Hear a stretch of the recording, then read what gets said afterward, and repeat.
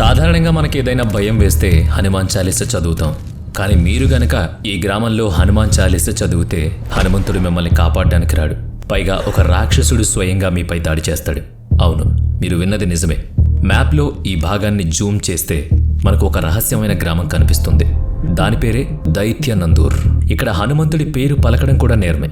ఈ ఊరిలో రాముని భక్తుడైన హనుమంతుడు బ్యాన్ చేయబడ్డాడు. ఇక్కడ ప్రజలు తమ పిల్లలకు హనుమంతుని పేరే పెట్టరు. ఆఖరికి హనుమంతుని మరో పేరైన మారుతి కార్లు కూడా ఈ ఊళ్ళో నడపకూడదు. ఒకవేళ ఎవరైనా పొరపాటున హనుమంతుని పేరు తలుచినా పూజించినా వారికి శిక్ష తప్పదు. ఆ శిక్ష వేసేది ఎవరో కాదు, సాక్షాత్తు రాముణ్ణి పూజించే ఒక దానవుడు, అంటే రాక్షసుడు. గతంలో ఇక్కడ నిబంధనలు మీరిన వారికి వెన్నులో వణుకు పుట్టే సంఘటనలు జరిగాయి. దీనికి ఒక ఉదాహరణ చూద్దాం. ఒకసారి ఉదయం పూట పొగమంచులో ఒక పాత కారు ఈ గ్రామం వైపు వస్తోంది. కానీ ఆ ఊరు పొలిమేర దాటగానే ఆ కారు ఇంజన్ ఒక్కసారిగా ఆగిపోయింది. డ్రైవర్ ఎంత ప్రయత్నించినా కారు స్టార్ట్ అవ్వలేదు. ఎందుకు తెలుసా? ఆ కారు వెనుక రాసి ఉన్న పేరు మారుతి 800. ఈ ఊరిలో ఆ పేరుకున్న శక్తి అలాంటిది. కారు ఆగిపోవడం చూసిన పక్కనే ఉన్న ఒక రైతు వణుకుతున్న గొంతుతో గట్టిగా అరిచాడు, "ఈ కారు ఇక్కడి నుంచి తీసేయండి, ఈ పేరిక్కడ పనిచేయదు" అని. అక్కడ గ్రామస్తులు ముంబై, పూణే లాంటి నగరాలకు వెళ్ళినా సరే అక్కడ కూడా హనుమంతుని పూజించరు. ఆడపిల్లలు పెళ్లి చేసుకుని వేరే ఊరికి వెళ్ళినా ఈ నియమాన్ని పాటిస్తారు. అక్కడ హనుమంతుడు కనిపించడు. అవును, ఇది అలాంటి ప్రదేశం. ఎందుకంటే ఇక్కడ హనుమంతుడి పేరు చెరిపివేయబడింది శాశ్వతంగా. ఆశ్చర్యకరమైన విషయం ఏంటంటే ఆ పేరును చెరిపేసింది ఎవరో కాదు, సాక్షాత్తు శ్రీరాముడే. అసలు ఎందుకు అలా జరిగింది? మహారాష్ట్రలోని అహ్మద్ నగర్ జిల్లాలో ఉన్న ఈ దైత్యనందూరు గ్రామంలో ప్రజలు దేవుళ్లను పూజించరు. ఒక రాక్షసుని పూజిస్తారు. అతని పేరే నింబా దైత్యుడు. మట్టి రాళ్లతో కట్టిన గుడిలో ఎర్రటి ముఖం, పెద్ద కళ్ళు, నుదుటిన విభూతితో ఈ దైత్యుడి విగ్రహం ఉంటుంది. గుడి లోపల నెయ్యి దీపం వెలుగుతూ ఉంటుంది. కానీ గాలిలో ఏదో తెలియని గాంభీర్యం, బూడిద వాసన ఉంటుంది. ఈ ఊరిలో ఎక్కడా మీకు హనుమంతుడి గుడి కనిపించదు. గోడల మీద, దుకాణాల బోర్డుల మీద కేవలం జై నింబా దేవత మహారాజ్ అనే పేరు కనిపిస్తుంది. పొరపాటున ఎవరైనా హనుమంతుని పేరు తలుచుకున్నా లేదా తమ పిల్లలకు మారుతి అని పేరు పెట్టినా ఆ కుటుంబంలో భయంకరమైన సంఘటనలు జరుగుతాయి. హనుమంతుని పేరు పలికిన వారిని ఏదో అదృశ్య శక్తి ఆకాశంలోకి ఎత్తి కింద పడిస్తుందని అక్కడ ప్రజలు నమ్ముతారు. విచిత్రం ఏంటంటే ఇక్కడ పూజలందుకునే ఈ రాక్షసుడు కూడా రాముని భక్తుడే. ఈ నేల ఆ రాముని భక్తుడైన రాక్షసుడిదే. అందుకే ఇక్కడ హనుమంతుని ఆరాధన నిషిద్ధం. ఉదాహరణకు కొన్నేళ్ల క్రితం ఒక కూలీ పని కోసం ఈ గ్రామానికి వచ్చాడు. యాదృచ్ఛికంగా అతని పేరు హనుమాన్. అతను రాగానే గ్రామస్తులు ఒక్క విషయం స్పష్టంగా చెప్పారు, "అయ్యా, నువ్విక్కడ పనిచేస్తున్న రోజులు దయచేసి నీ పేరు మార్చుకో, లేదంటే నీ పేరు పిలిచేవారికి నీ ప్రాణాలకు కూడా ముప్పే ఉంటుంది" అని హెచ్చరించారు. కానీ ఆ కూలీ ఎవరి మాట వినలేదు. కేవలం ఒక పేరు వల్ల నా ప్రాణానికి ప్రమాదం ఎలా వస్తుంది అని నమ్మి తన పని తను చేసుకుంటూ పోయాడు. కొన్ని రోజులు అంతా బాగానే గడిచింది. కానీ ఒకరోజు అతను ఒక గుంత దగ్గర పనిచేస్తుండగా అకస్మాత్తుగా మాయమయ్యాడు. గ్రామస్తులు అక్కడికి వచ్చి పిలిచారు. కానీ భయం వల్ల ఎవ్వరూ అతని పేరు పెట్టి పిలవలేదు. ఎంత అరిచినా జవాబు రాలేదు. అసలు అతను ఆ గుంతలో ఉన్నాడా లేదా అని అనుమానం వచ్చి ఒక వ్యక్తి ధైర్యం చేసి ఆ కూలి అసలు పేరును ఉచ్చరించాడు.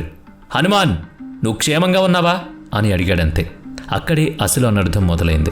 ఆ పేరు పలగ్గానే ఒక అదృశ్య శక్తి ఆ కూలీని గొంతలోంచి గాల్లోకి విసిరేసింది. ఎవరో కోపంతో ఎత్తి కొట్టినట్టు అనిపించింది అందరికీ. అది చూసి సగం మంది గ్రామస్తులు భయంతో ఇళ్లలోకి పారిపోయారు. ఆ కూలీ ప్రాణాలతో బయటపడ్డాడు. కానీ అతను మునుపటిలా లేడు. వింతగా అరవడం, ఏడవడం, మట్టి తినడం, కారణం లేకుండా గోతులు తవ్వడం వంటి భయంకరమైన చేష్టలు చేయడం మొదలుపెట్టాడు. అతని పిచ్చి చూసి ఊరంతా భయపడింది. చివరకు గ్రామస్తులు దీనికి ఒక పరిష్కారం వెతకాలని నిర్ణయించుకున్నారు. ఆ కూలీ పిచ్చి చేష్టలు చూడలేక గ్రామస్తులు అతన్ని నింబా దైత్యుడి గుడికి తీసుకువెళ్లారు. అక్కడ స్వామివారికి పూజలు చేసి తెలియక తప్పు జరిగింది, క్షమించు స్వామి అని వేడుకున్నారు. ఆ తర్వాత అతనికి ఒక కొత్త పేరు పెట్టారు. అదే లక్ష్మణ్. ఆశ్చర్యంగా పేరు మార్చిన కొద్ది రోజులకే అతను పూర్తిగా కోలుకున్నాడు.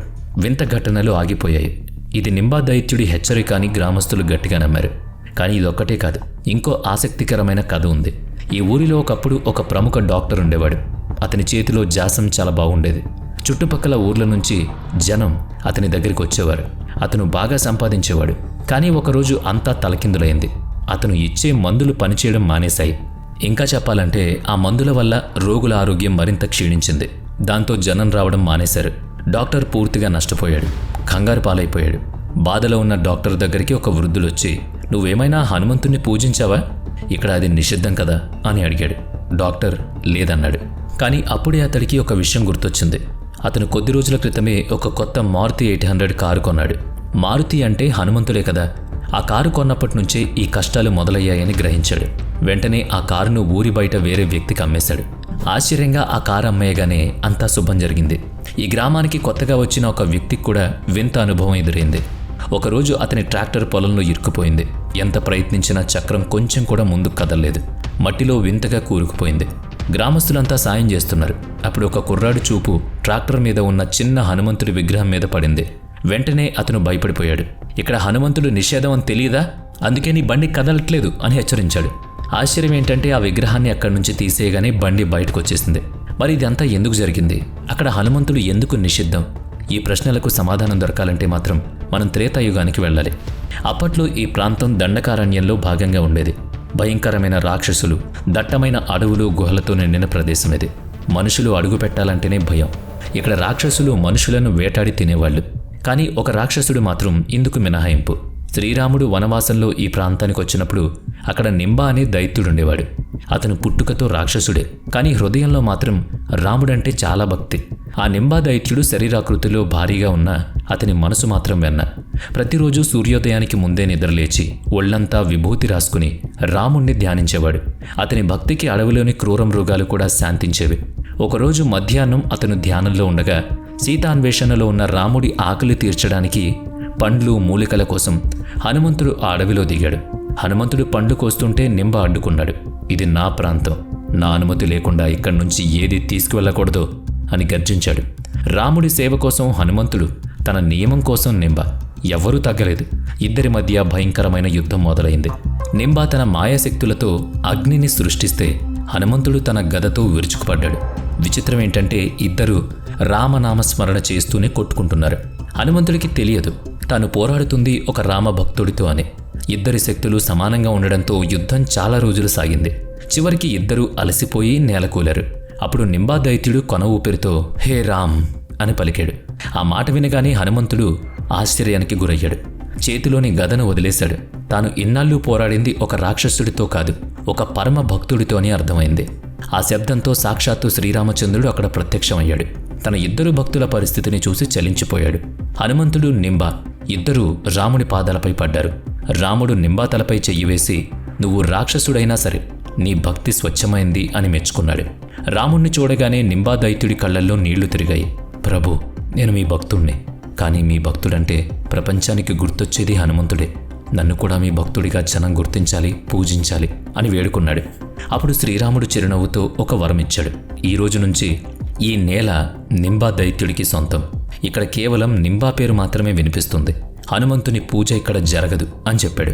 ఇది విన్న హనుమంతుడు కూడా సంతోషంగా మీ చిత్తం ప్రభు అని తల వంచాడు.